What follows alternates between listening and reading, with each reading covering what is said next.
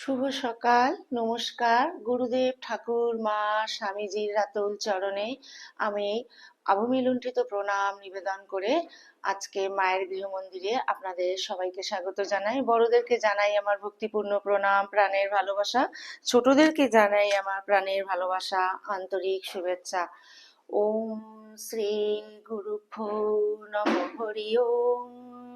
প্রাতঃকালীন পাঠে পরম পূজ্যপাদ শ্রীমৎ স্বামী গম্ভীরানন্দজি রচিত শ্রীমা সারদা দেবী গ্রন্থ থেকে আমি দেবী এই অধ্যায় থেকে একটু ছোট্ট পাঠ শুরু করছি। মা ছিলেন স্বয়ং কালী।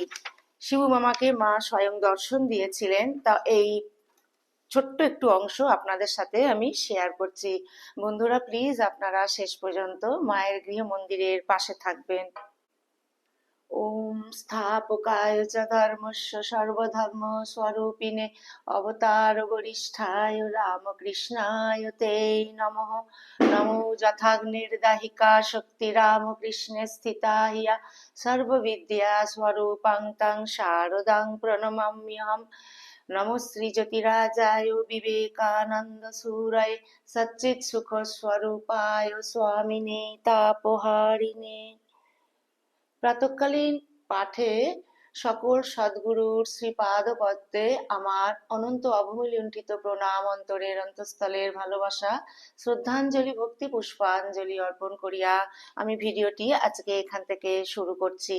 পরম পূজ্যপাদ শ্রীমৎ স্বামী গম্ভীরানন্দজি মহারাজ রচিত শ্রীমা সারদা দেবী গ্রন্থ থেকে দেবী এই অধ্যায় থেকে আমি পাঠ শুরু করছি। শ্রী শ্রী মা ছিলেন স্বয়ং কালী। 1326 সালের ফাল্গুনে শ্রী মায়ের জয়রামবাটি হইতে কলকাতা যাওয়ার কথা স্থির হইয়াছে জানিয়া শিবুদাদা তাহার সহিত সাক্ষাৎ করিবার জন্য বেলা প্রায় 11টার সময় জয়রামবাটিতে উপস্থিত হইয়া তাহাকে প্রণামান্তে জানাইলেন যে তিনি সেদিন আর কামারপুকুরে যাইবেন না, কারণ রঘুবীরের পূজা, ভোগ, শীতল সন্ধ্যারতি ও শয়নাদি সেদিনকার মতো সারিয়া আসিয়াছেন।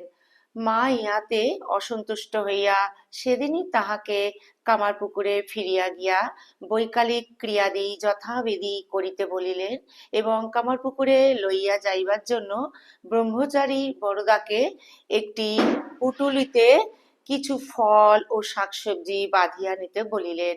বেলা 3টার সময় আবার তাহাকে ডাকিয়া বলিলেন তিনি যেন পুটুলি লইয়া আমোদর নদ পর্যন্ত শিবুদাদাকে আগাইয়া দিয়া আসেন। বরদা তাহাই করিলেন, কিন্তু একটু পরেই দেখা গেল শিবুদাদা পুনরায় মায়ের বাড়িতে উপস্থিত। তিনি মায়ের পায়ে মাথা রাখিয়া ভূমিষ্ঠ হইয়া কাঁদিতেছেন আর বলিতেছেন, মা, আমার কি হবে বলো, তোমার কাছে শুনিতে চাই। মা বলিতেছেন, শিবু ওঠ, তোর আবার ভাবনা কি? ঠাকুরের অত সেবা করলি, তিনি তোকে কত ভালোবেসেছেন, তোর আবার চিন্তা কি? তুই তো জীবনমুক্ত হয়েই আছিস। শিবুদাদা তখন বলিতেছেন, না, তুমি আমার ভার নাও, আর তুমি যা বলেছিলে তুমি তাই কিনা বলো। মা তাহার মাথায় ও চিবুকে হাত দিয়া যতই আদর করেন ও সান্ত্বনা দেন, শিবুদাদা ততই অশ্রু বিসর্জন করিয়া বলেন, বলো তুমি আমার সকল ভার নিয়েছ, আর সাক্ষাৎ মা কালী কিনা? শ্রীমা এতক্ষণ এই ব্যাপারে একটু বিচলিত হইয়া পড়িয়াছিলেন। এখন শিবুদাদার এই প্রগাঢ় ব্যাকুলতা দর্শনে তাহার ভাবান্তর উপস্থিত হইল। পার্শ্বস্থ বরদা মহারাজের স্পষ্টই মনে হইল শ্রীমা তখন আর সামান্য মানবী নহেন।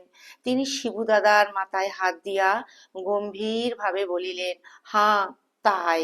শিবুদাদা তখন উঠিয়া হাঁটু গাড়িয়া করজোড়ে মন্ত্রপাঠ করিলেন, সর্বমঙ্গল মঙ্গলে ইত্যাদি। শ্রীমা তাহার চিবুক স্পর্শ করিয়া চুমা খাইলেন। শিবুদাদা চক্ষু মুছিয়া ও গাঁটরি বগলে লইয়া সানন্দে গৃহাভিমুখে যাত্রা করিলেন। মায়ের আদেশে বরদা আবার পুটুলিটি তাহার হাত হইতে লইয়া সঙ্গে চলিলেন। গ্রামের বাহিরে আসিয়া শিবুদাদা প্রফুল্ল বদনে বরদাকে বলিলেন, ভাই, মা সাক্ষাৎ কালী, উনি সাক্ষাৎ কপালমোচন, ওর কৃপাতেই মুক্তি, বুঝলে? এই স্তরে শ্রীমা শুধু কার্যে নহে নিজ মুখেই দেবিত্ব অঙ্গীকার করিতেছেন। এই দৃষ্টান্ত দ্বয়ের দ্বিতীয়টি সম্বন্ধেও যদি আপত্তি হয় যে ইহাও স্বতঃস্ফূর্ত নহে, ইহার পিছনেও শিবুদাদার জেদ রহিয়াছে, তবে আমরা বলতে পারি এখানে সাক্ষী রূপে যে তৃতীয় ব্যক্তি উপস্থিত ছিলেন তিনি কিন্তু উহা শিবুদাদাকে শান্ত করিবার জন্য নিছক স্তোক বাক্য রূপে না বুঝিয়া সত্য বলিয়াই জানিয়াছিলেন।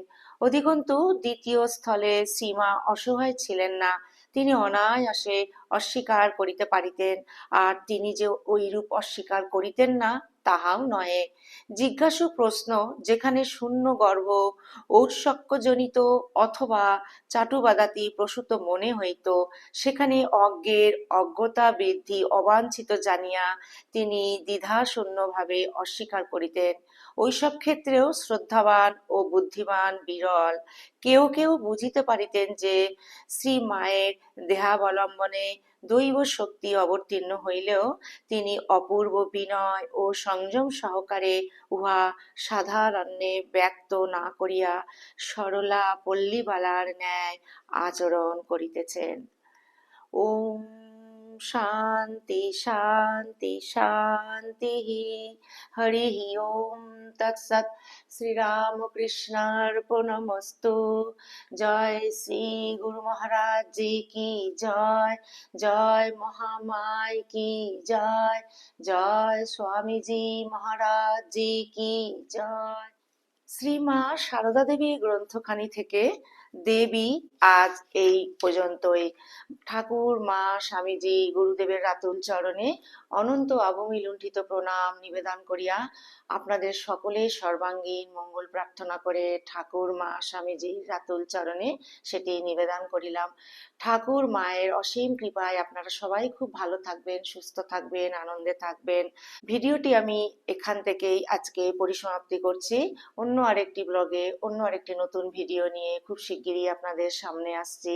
যদি শ্রীমা সারদা দেবী এই পবিত্র গ্রন্থখানি থেকে দেবী মা সাক্ষাৎ কালী যদি আপনাদের ভালো লেগে থাকে বন্ধুরা, প্লিজ তোমরা মায়ের গৃহ মন্দির চ্যানেলটিকে সাবস্ক্রাইব করো এবং একটি ছোট্ট লাইক দিয়ে সদা মায়ের গৃহ মন্দিরের পাশে থেকো। জয়তু জয়তু জয়তু শ্রী শ্রী রামকৃষ্ণ শরণম শরণে শরণাগত শরণাগত শরণাগত মাগো। সদা তোমার সকল সন্তানের সহায় থাকিও মা।